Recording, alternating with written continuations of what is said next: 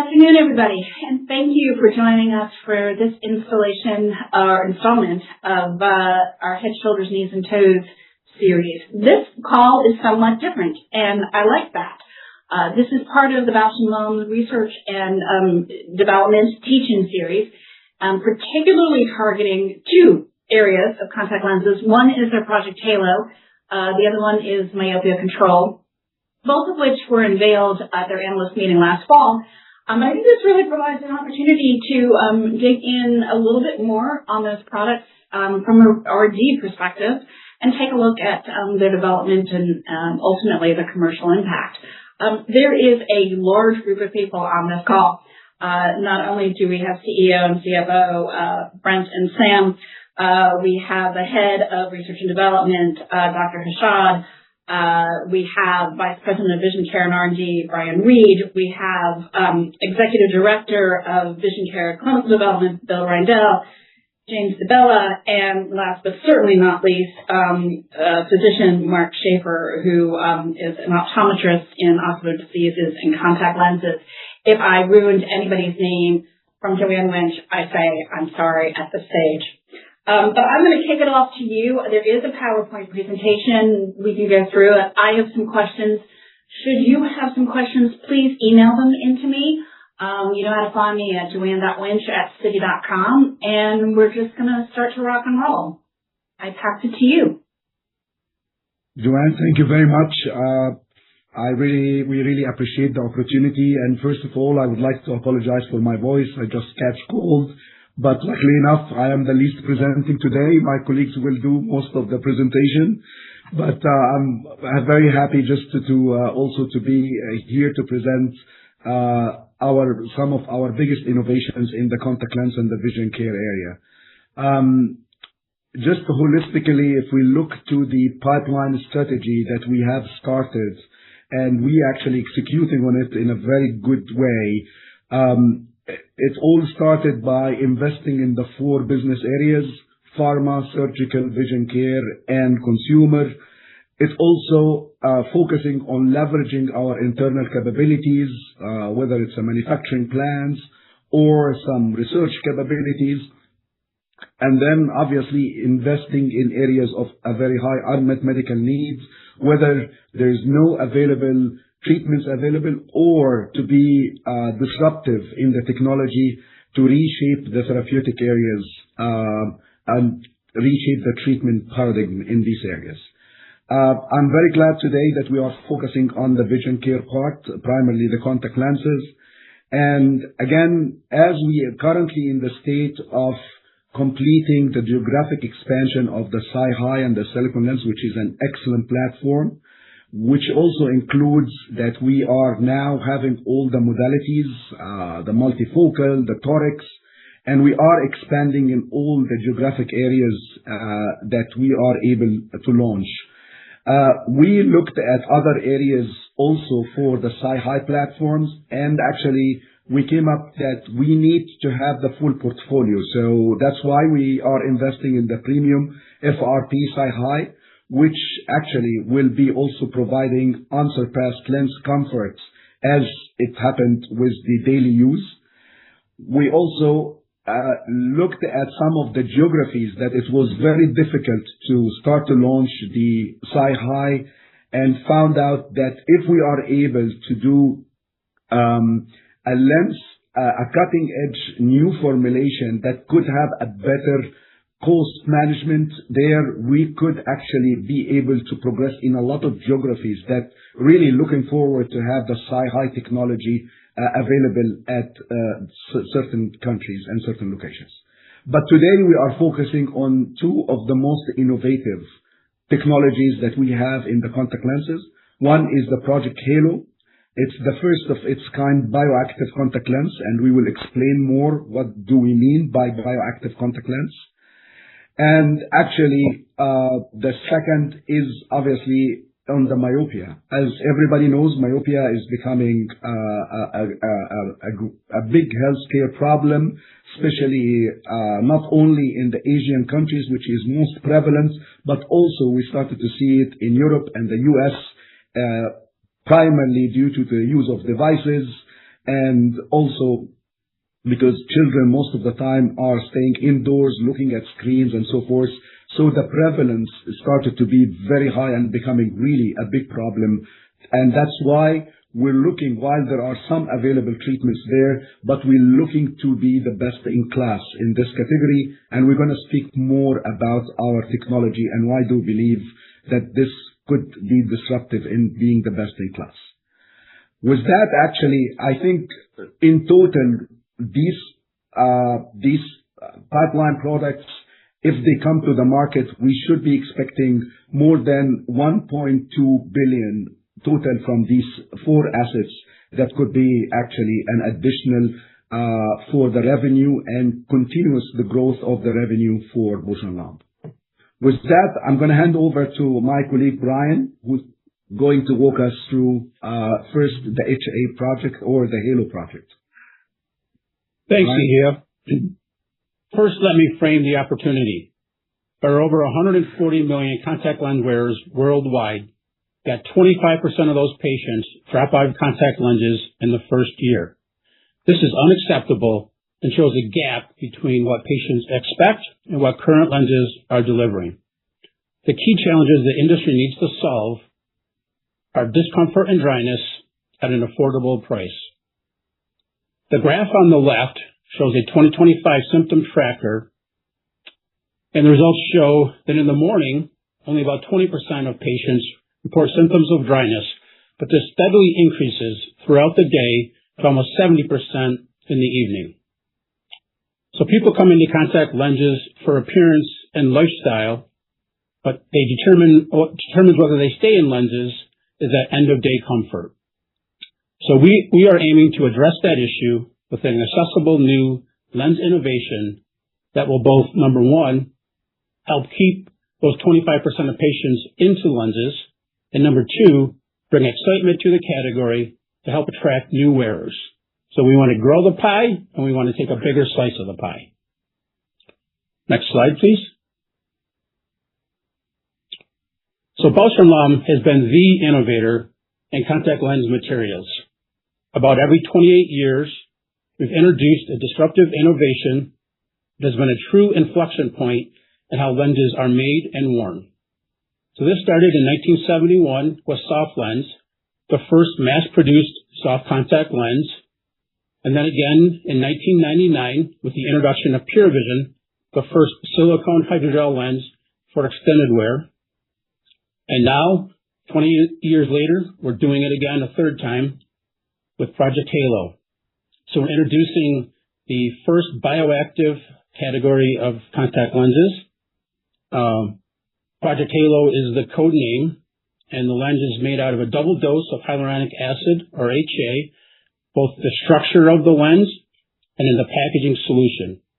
So it's a fundamentally different approach to how we've made lenses to help solve that end-of-day comfort challenge.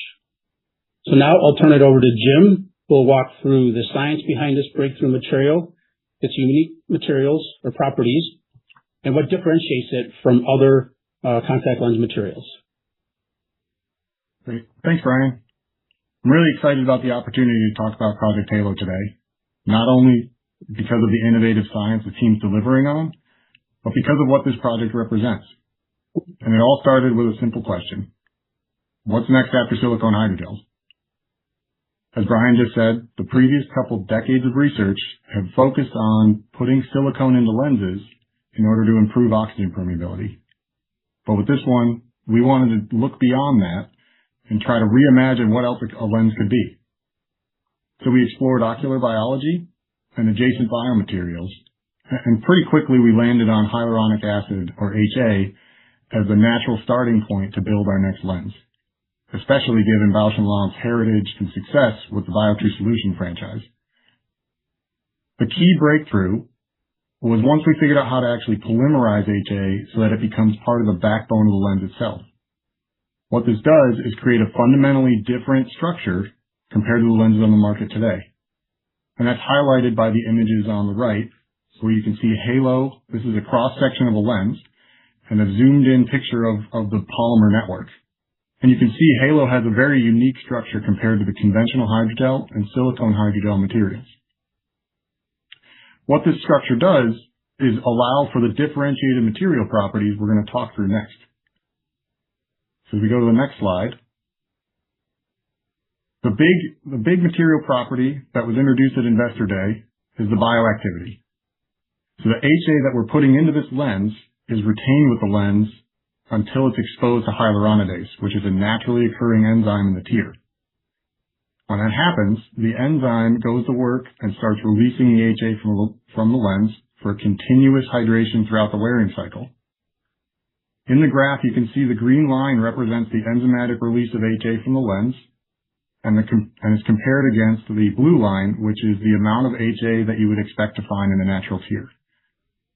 So you can see the continuous hydration, and what we've tested out to so far is 19 hours, and we've seen HA release out through the 19 hours. So we really need to expand our testing. The second material property is breathability. As we've already highlighted, historically, in order to improve oxygen permeability, you needed to include silicone. However, as you look at this graph on the right, the bioactive lens, Halo, it compares favorably with the silicone hydrogels on the market on the right side of that graph. And the key here is Halo has no silicone. So these two data points really were the linchpins for the program that told us we were developing something completely new. As we go to the next slide, the next two material properties we want to talk about are what the patient will actually experience, and that's soft and smooth. The softness refers to the surface modulus. As highlighted by the green bar in the left graph, you can see Project Halo has a significantly softer surface than the conventional and leading silicone hydrogels that we've tested.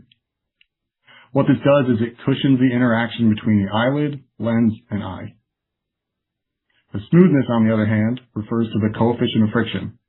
And the easiest way to think about this one is you're going to blink about 13,000 times during a wearing cycle. So minimizing the interaction or friction between the lens and the eyelid is key for patient comfort.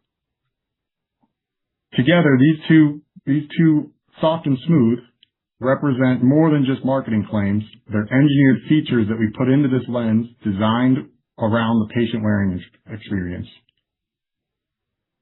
And then if we go to the next slide, we didn't stop there. As Brian said, we're also innovating in the packaging solution by introducing HA there as well. That way, as soon as the lens goes on eye, the HA can go to work protecting the ocular surface, creating a double dose approach. When testing under drying conditions, we've shown that solutions with HA provide a protective effect for corneal and conjunctival cells.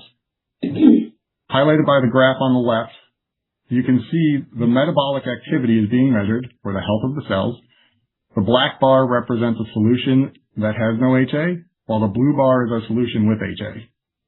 And the higher the metabolic activity, the healthier the cells. When testing against oxidative stress, we see similar protective effects. These experiments are meant to represent real-world conditions, such as low humidity environments and screen exposure. All of this is really trying to highlight how we're redesigning this lens from the inside out with the user experience in mind. And with that, I'm going to turn it over to Bill, who's going to tell you about how these material properties are translating to clinical performance. Thanks, Jim. So this slide covers the first external study in the clinical development process. As part of our developing of new lenses, we conduct various internal and external clinical studies. We have a research clinic here in Rochester, New York, where we conduct very small studies, but they're important in understanding the transfer of some of the laboratory studies that Jim talked about to see if they translate into clinical outcomes. Once we get feedback on those smaller scale studies, we iterate based on what we learn. And we go through a cycle of various clinical studies, which eventually lead us to a registration study. So our lab measured advantages are beginning to translate to on-eye performance. As I mentioned, this is our first our first multi-site external performance study in the feasibility stage. Now, in this phase, we test, we learn, we iterate on both the material and the lens design. And then we work with our material researchers and our lens design individuals to improve on what we find in our first studies. So in this feasibility stage of the clinical development, the multi-site external study showed strong early performance ratings. In this particular study, we had 8 external investigational sites. It was a randomized bilateral mass design, and patients wore their lenses for 8 to 16 hours per day over about a week. Now, in the study, the investigators rated patient performance on each individual patient after a week of wear. And here you can see that the results were very promising. With respect to the important wettability and smoothness of the surface that Jim talked about, because the patient is blinking over that lens over the course of the entire day, the eye care practitioners rated smoothness and wettable surface acceptable for 98.5% of the patients. Now, smoothness and wettability is also important in delivering clear vision. In terms of clear vision, the eye care practitioners rated the acceptability 98.5% on each individual patient. And then overall satisfaction also was very acceptable. For the individual patients, the acceptability was rated 86.9%. So the results of these studies build confidence, and they really help us de-risk the next stage in development. The results show that what we see in the lab is translating to on-eye performance. And for the first external study on a large scale with 8 practitioners, these are very encouraging results. If we go to the next slide, I wanted to talk a little bit about a study that we conducted within a Rochester clinic. Here we wanted to understand the sustained hydration of the lens on eye over a 12-hour period. Now, this becomes very important. We know, as Jim explained, the characteristics of hyaluronic acid and its ability to hold water. What this study showed us was that this very high moisture retention continues over the course of that 12-hour wearing period. After 12 hours of wear, the halo lens retained 99% of its moisture. Now, this compared to 94% for a conventional silicone hydrogel lens. Why is this important?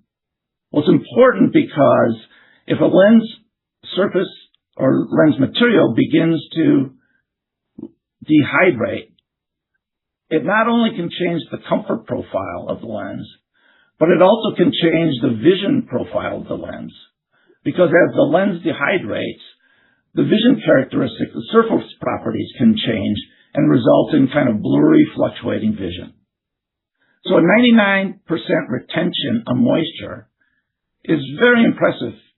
In fact, it's the highest we've seen in over 10 years of testing material characteristics in our research clinic. So this really kind of supports that comfort story that Brian talked about. It's tied to retention of moisture, and we intend that it will likely result in a better wearing experience as we look to grow the market, but we also look to reduce the potential for dropout. So it really ties directly to some of the biggest drivers of dropout in contact lens wear. And it really supports our value proposition as well as we bring both practitioners and patients together to have a better wearing experience. So now I turn it back to Brian, who will discuss kind of transitioning innovation into the manufacturing. Thanks, Bill. The challenge given by Brent was not just to invent a unique material, but to do so on our existing low-cost manufacturing platform.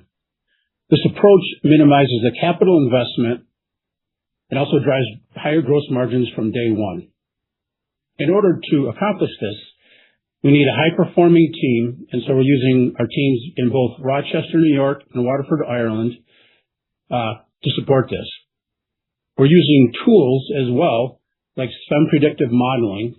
So SVEM stands for self-validating ensemble modeling, and it essentially layers machine learning with traditional DOE or design of experiments.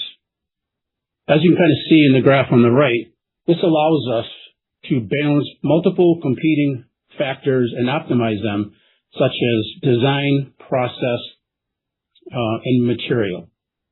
The overall benefits are a faster development cycle and a more robust manufacturing process and supply chain. And utilizing existing lines enables faster volume scaling for a more efficient global rollout across markets and modalities.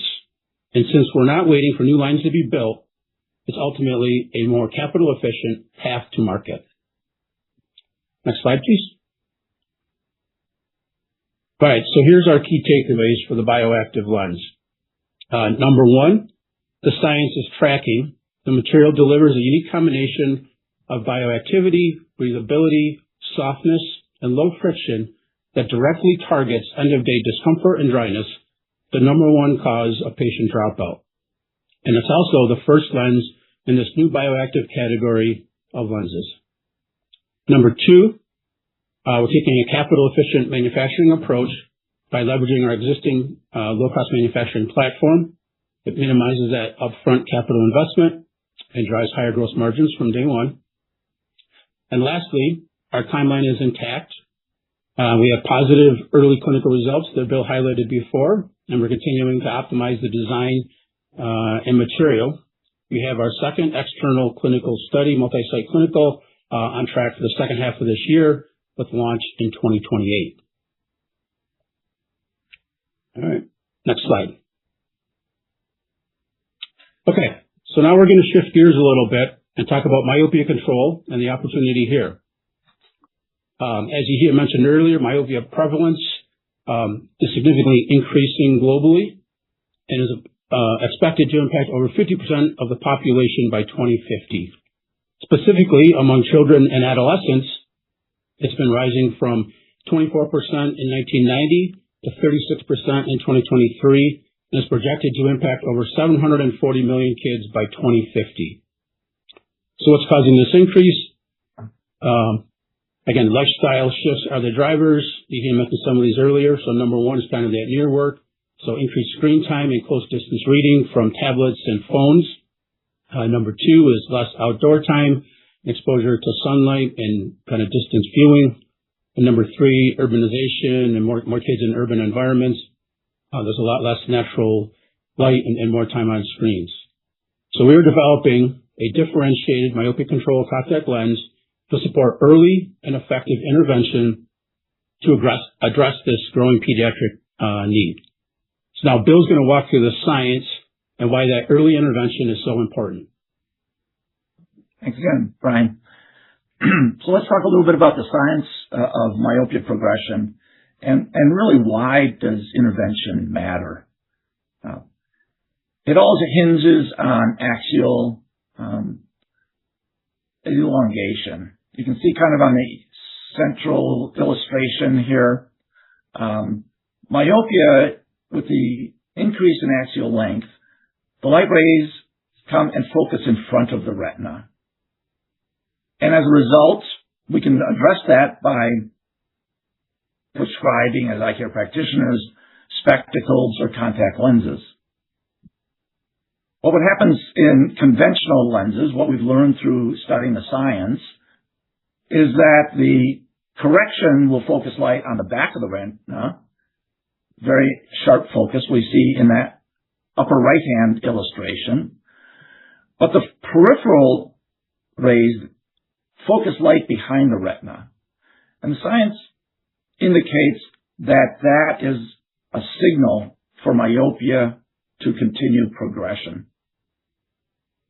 Now, the ramifications of that are that it increases lifetime risk of serious eye diseases. Because unchecked, the progression can increase macular maculopathy, you can have the potential for retinal detachment, and glaucoma. So that's why it's so important for us to hold myopia progression in check.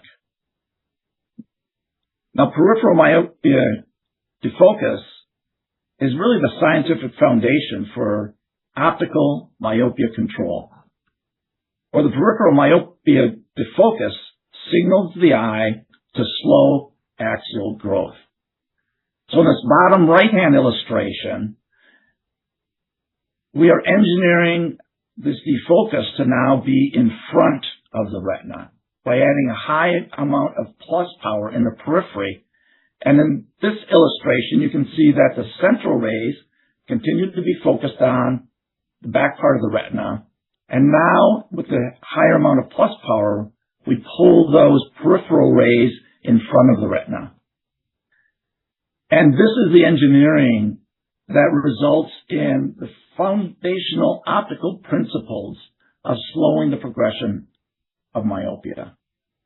It's founded on science, the mechanism is established, and our goal is to come up with a differentiated way of how we engineer a unique option for eye care practitioners and patients. If we go to the next slide, please. Now, there are a variety of options available to practitioners and patients. We're going to focus on the optical interventions. Now, in the world of optical interventions, the first soft myopic contact lens to control myopia was introduced in 2019. Since that time, there's been a convergence of science that really focuses on three basic principles. First of all, the higher peripheral plus power is important. Second, the larger pupil area coverage for the contact lens is important. And third, zone customization is very important. We'll talk about these a little bit. Now, our design mapped directly to those principles. First of all, we're looking to have a stronger myopic defocus signal, more so than we see in traditional soft myopic control contact lenses. We're looking for a larger treatment zone across the pupil. And we're also offering multiple zone diameters for the clinician to adjust the treatment mechanism. So it's all science-led. It's not repurposed multifocal contact lens approach.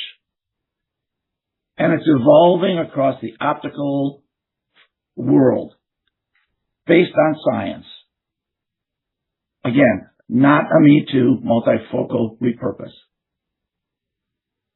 If we go to the next slide, please. Now, our investigational device is offered in two optical configurations. And you'll see illustrated here, we call one Z1 and the other Z2. And what we're doing is balancing the vision for the myopia progression. You'll see in the center of the lens is the distance portion, the refractive portion of the lens. And in the Z1 lens on the left, you can see it's a little bit larger on the Z2 on the right-hand side. The circular surround is where the high plus power is located. If one moves to the illustration on the right, what's critically important is that whether the lens, the Z1 lens is fit or the Z2 lens is fit, is that the high plus power is consistent across the two configurations. And here you can see a Z1 line in blue and a Z2 line in green. And what this references is where the light energy is concentrated for focusing light on the retina. So you can see a cross-section of the eye where you see the yellow rays continuing to focus on the retina, the fovea.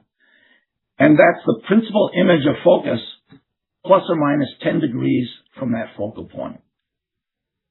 Now what drives the stop signal is the high amount of plus, which you can see in the 20 to 30 degree range on both sides, which on this illustration, you can see that those rays then are focusing light in front of the retina. So our optical modeling shows that both configurations preserve the intended myopic defocus mechanism. It supports an efficient regulatory manufacturing pathway because it represents one material with two different designs. That in particular makes it an easier path from a regulatory perspective. And it also is an easier path from a manufacturing pathway as all. So it enables the clinicians then to direct the dose adjustment without having lots of complexity in fitting the contact lens. We can now move to the next slide where Brian will kind of summarize our efforts in myopia control initiative. Thanks, Bill. So let's take a look at the final lens. So we are pairing our premium Infuse Ultra 1 Day Daily Disposable Sci-High material, which has proven to be very successful in wearing experience, with our cutting-edge optical design. The optical design, which is the most important element of a myopia control contact lens, is differentiated from the competitors in three key areas. Number one is a high peripheral plus power. We have a unique power profile that provides that effective stop signal for the myopia progression. Number two, we have multiple zone diameter configurations, which allows for customization, as Bill just explained.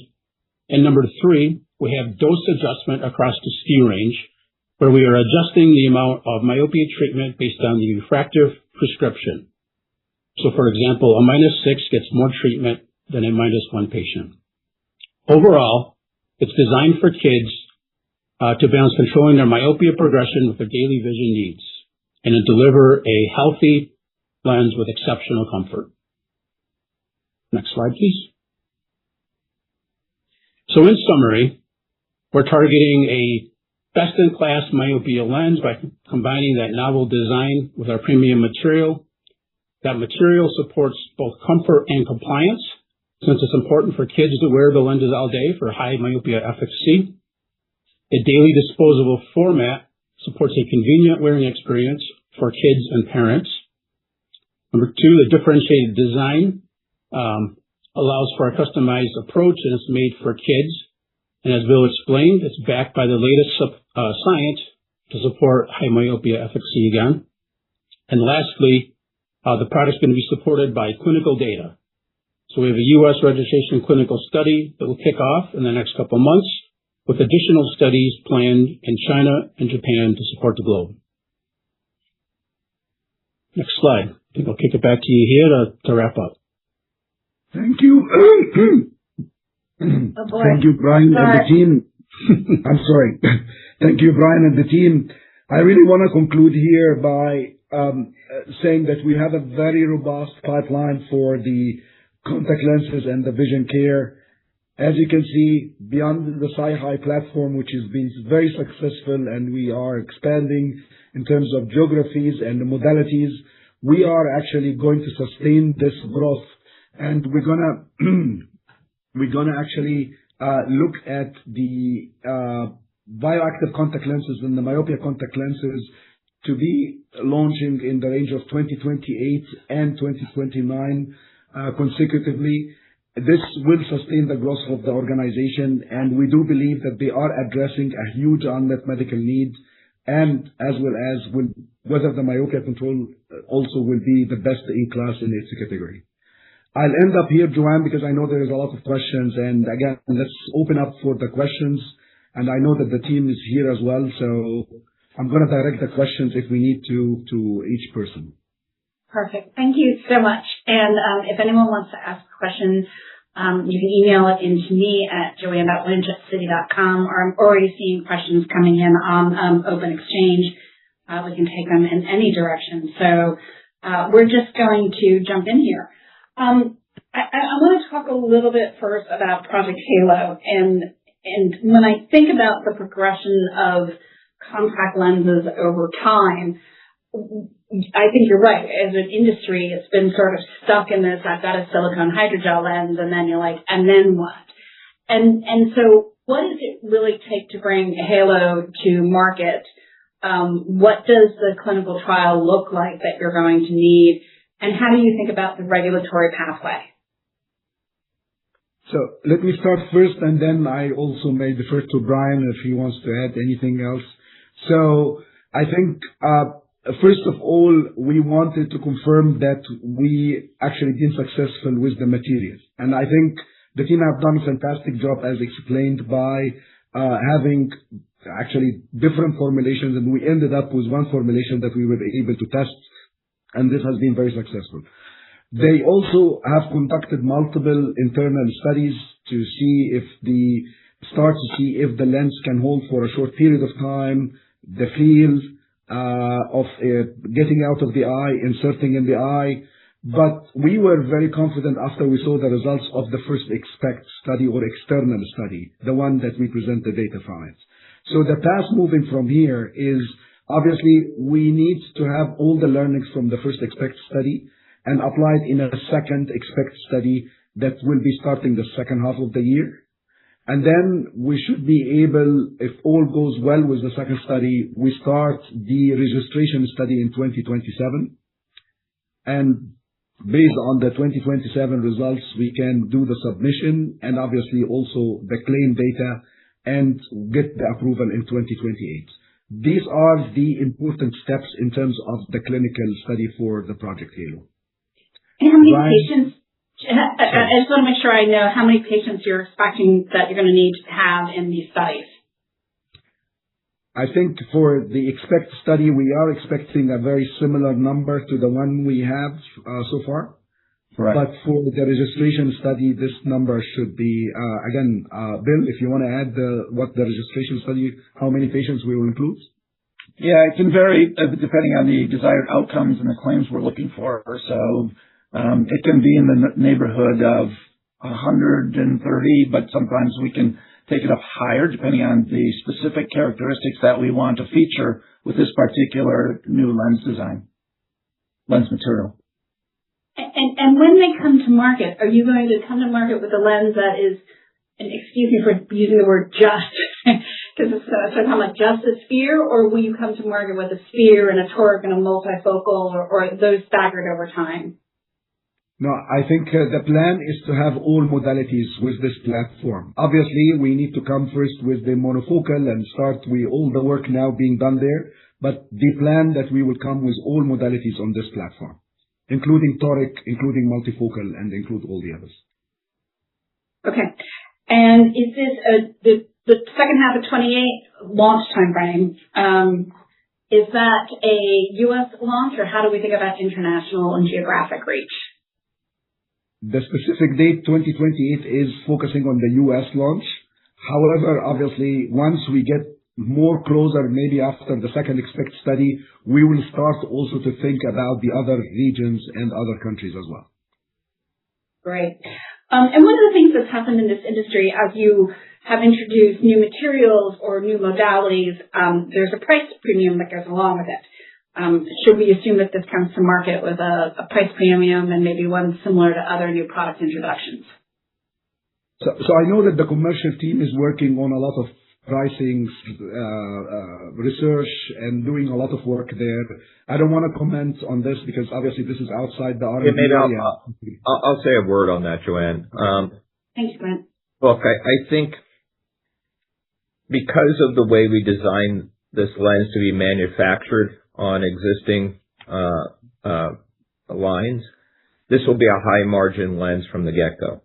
So that gives us a lot of flexibility. Our goal is to expand the market, and so we are running pricing studies in various geographies, but the goal here would be to make this a lens for everybody. All right, and that goes right into my next question. When you say make a lens for everybody, do you anticipate this cannibalizing the current silicone hydrogel market or your current silicone hydrogel sales? I don't think that would happen immediately. I think it will take a long time. There's still so much unmet need around the world. and changing practice patterns and prescribing patterns. And, Mark Schaefer should jump in. We do have a KOL on the line here as well. But I don't see that as really an issue for us in cannibalization. I think this is more about expanding our market share and the market in general for contact lenses. Mark, I agree. you want to comment? Yeah, I'll agree. I think there's three areas and three buckets when we talk about new materials that this should really go for. And one of those is obviously retention of patients. So when you talk about contact lens dropout, we've seen so much advancement in contact lenses since 1999 with silicone hydrogels, but we've also seen a change in how we live our world, that these lenses have kept up with the times, but we're doing so at a flatter rate than I think we expected to do so. So we still have 20% dropping out every single year, whether that's quietly or loudly in our own practices. So we want to retain those patients that are at risk for dropout. Then you also have recruitment for new patients who may be thinking that contact lenses are designed to be uncomfortable because, in the last 28 years, we've had one material advancement in the backbone of the lens. And then the third is the re-engagement. I think there's a lot of patients who have dropped out of lenses silently for whatever reason, who are looking for a new reason to get back. The Contact Lens Institute, which includes all four major manufacturers, have done research on this, and 62% of the public either have no opinion or think that all contact lenses are exactly the same. So I think that speaks to what we do as practitioners every day in explaining the difference, because there are a lot of silicone hydrogel lenses that all perform very differently based off of their characteristics and their features. Having a new material in a new category allows for us to really elevate and talk about a brand new lens and a brand new material that might re-engage some of those patients who have lost desire for contact lenses because they just think they're not a candidate anymore. Is this ultimately going to be a daily lens? I just want to make sure I understood that. Yes. Yes. Yeah. It is Okay, so good. And would you therefore see people who are still wearing, longer range or frequently replaced lenses moving down? Is this another impetus to get more people into a daily lens? I don't think that would be our focus. Our focus would be exactly as Mark. We're not going to try to trade people out of if they're happy with what they have. It's about bringing innovation into the category, creating energy into the category again, bringing people who Mark, I think appropriately said, who dropped out, come back to the category, or people who are sitting on the fence because they've heard from their friends or family about end-of-day dryness, and now that can be solved, come into the category. So it's really about expanding as I said before, expanding our market share, but also expanding the market. And I think to that point, patients ultimately think that it's their fault that their contact lenses are getting dry. Like they blame screens just like everybody else does.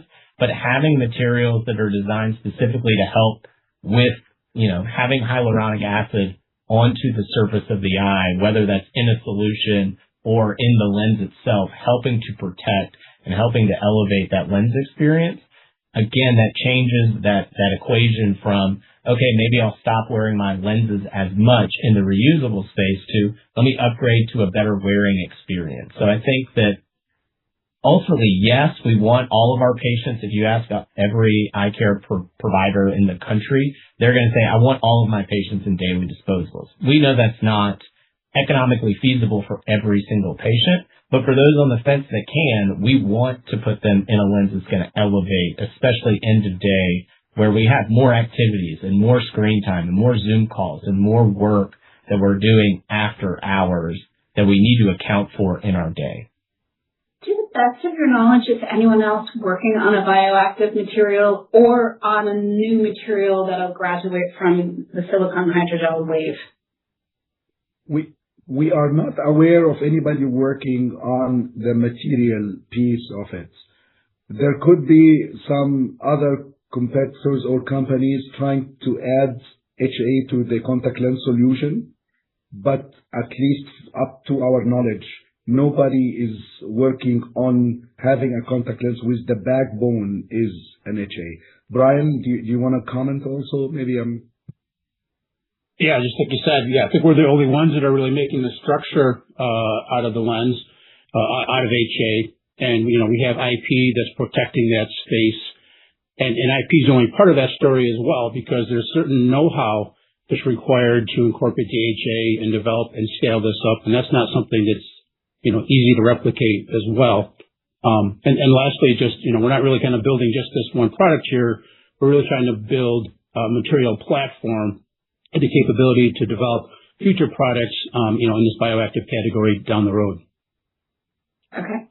Can we pause or double click on the contact lens market model, not model, but the contact lens market, and what you're seeing in the market, particularly any trends that you're seeing that you can address on this call, but specifically, are there trends that you've seen over the last period of time that made you want to develop this product outside of patients complaining about end-of-day dryness? It goes to what we were saying earlier, that the industry has done a decent job of iterating innovation around the silicone hydrogel platform, but no one has really tried to solve the end-of-day comfort and dropout. That 20-25% of dropout has been pretty stable, as Mark suggested, and that's a big leaky bucket for the industry and for the practitioners.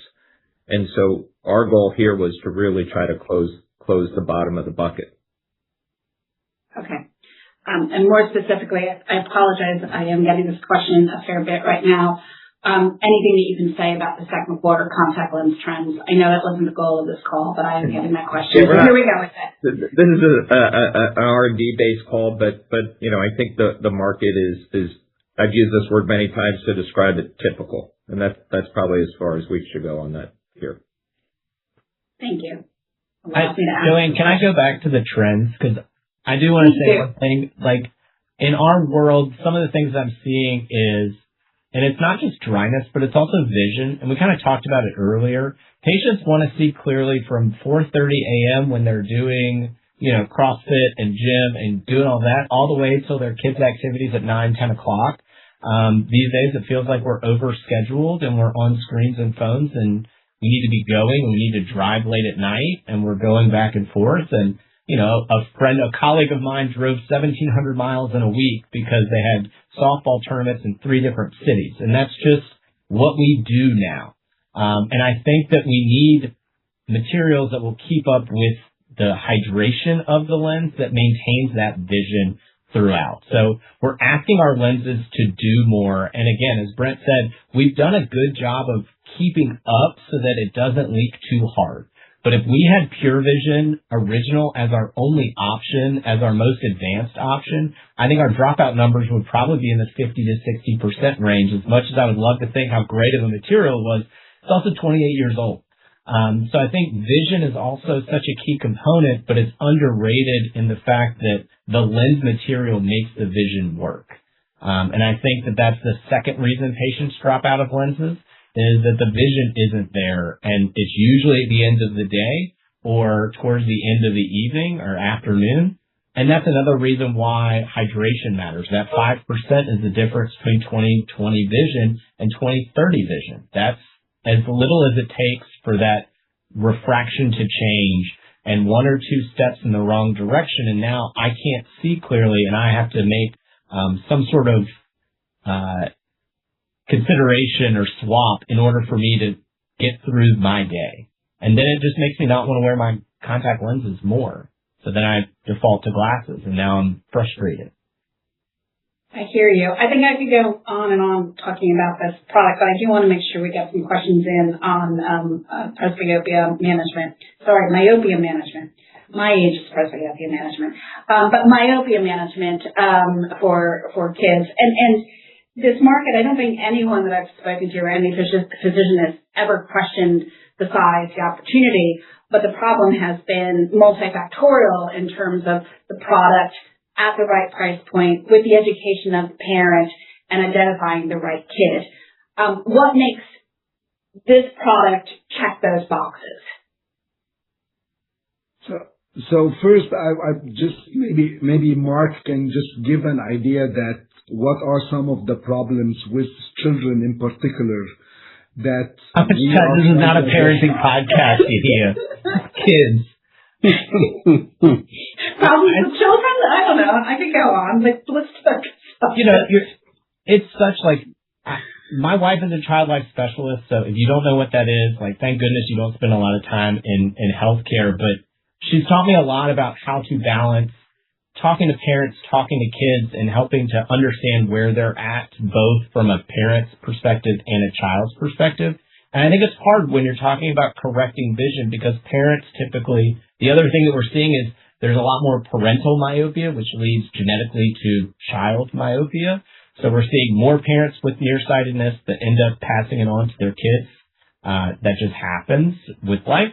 But we really have to get in the mindset of these are our most sensitive times as a parent. If you're sitting there and having that conversation about your child's vision is changing dramatically and we have to do something.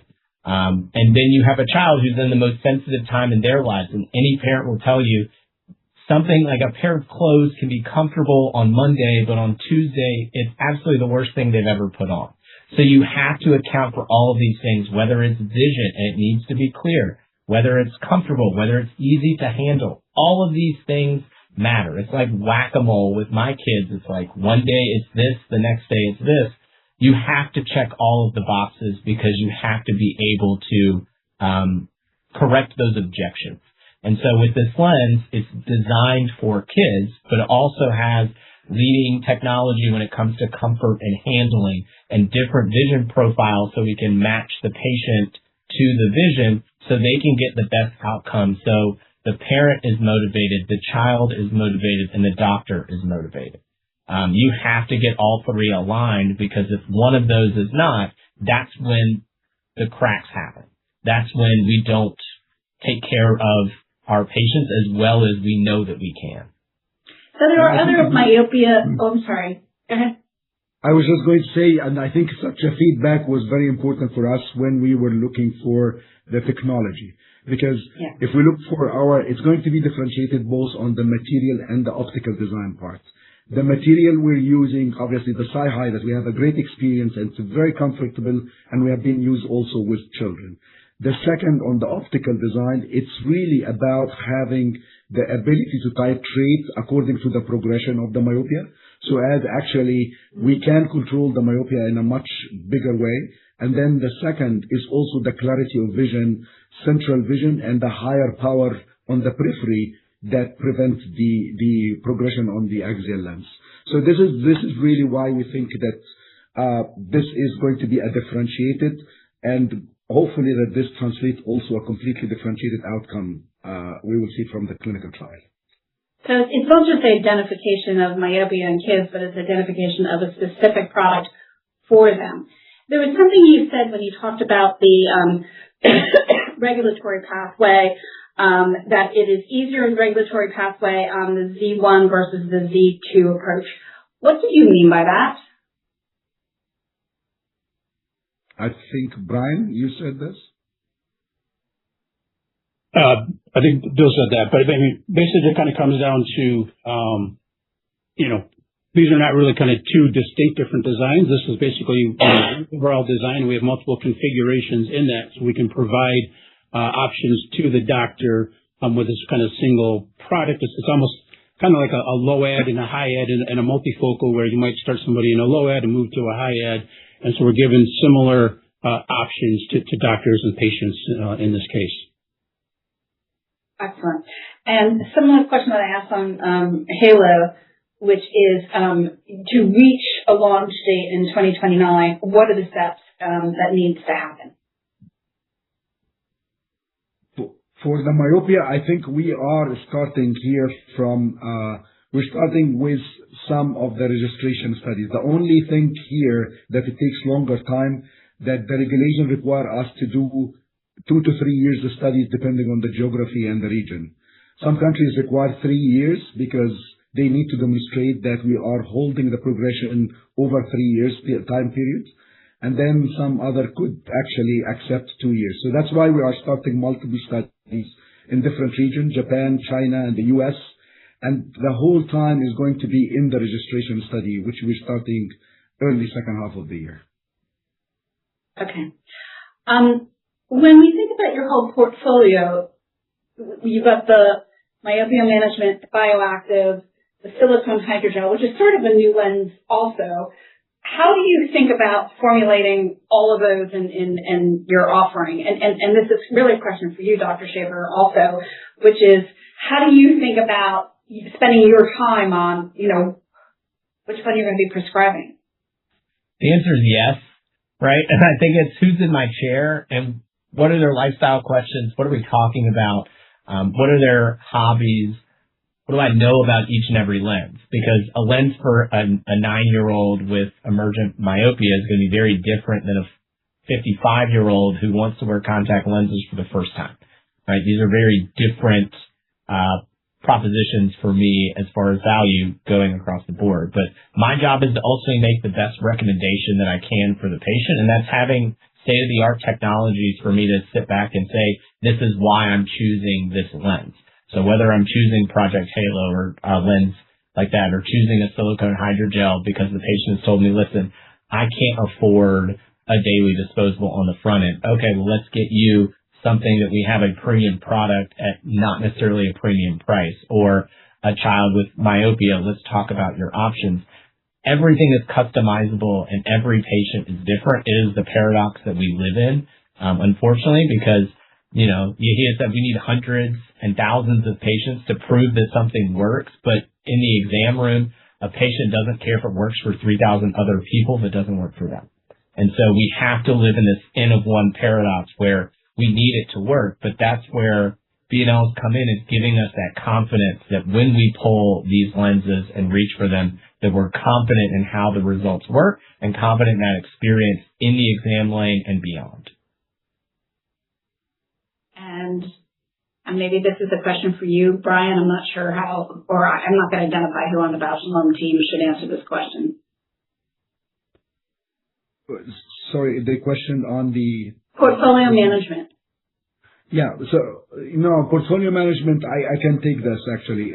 In terms of portfolio management, I think we look at these opportunities as not competing internally. So these are complementary. And actually, we worked, the different teams are working.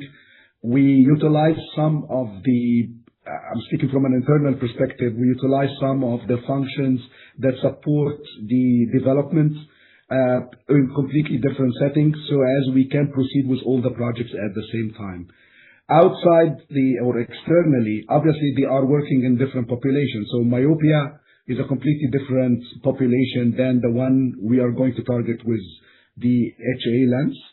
So even on a clinical trial perspective or all these type, I think they are not competing at all, but they are complementary. And again, I think we are executing very well when it comes to the milestones for each one of them. Excellent. I think I could go on for some time, but we are at the top of the hour. I'm not sure which one of you wants to do closing remarks or thoughts. I'm happy to do the closing remarks. I think I hope that this just was a good session on showing you our innovations in the vision care and the contact lenses. Obviously, we're going category by category in these teach-ins, and we are very glad to do this today on the contact lenses in particular, because we are enjoying in Bausch Lomb that the vision care and the contact lenses is one of the most mature R&D organizations. We can do everything from ideation all the way up to post-approval support.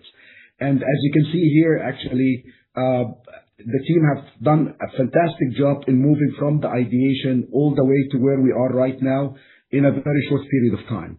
And again, we have now actually a very good sense of where we're going, and I think we have already two platforms that can be showing the success within coming couple of years, 2028, 2029. And lastly, I just want to thank you, Joanne, as well, for providing us with this opportunity, and looking forward for more on other assets as well that we can present as well. Well, it's my pleasure to host, but it's also really been completely fascinating for me. And Bausch Lomb team, thank you. Everyone who's listening, have an absolutely fabulous day, and we'll all talk soon. Thank you. Thank you very much. Thank you. Appreciate it. Thank you. Thank you. Thank you.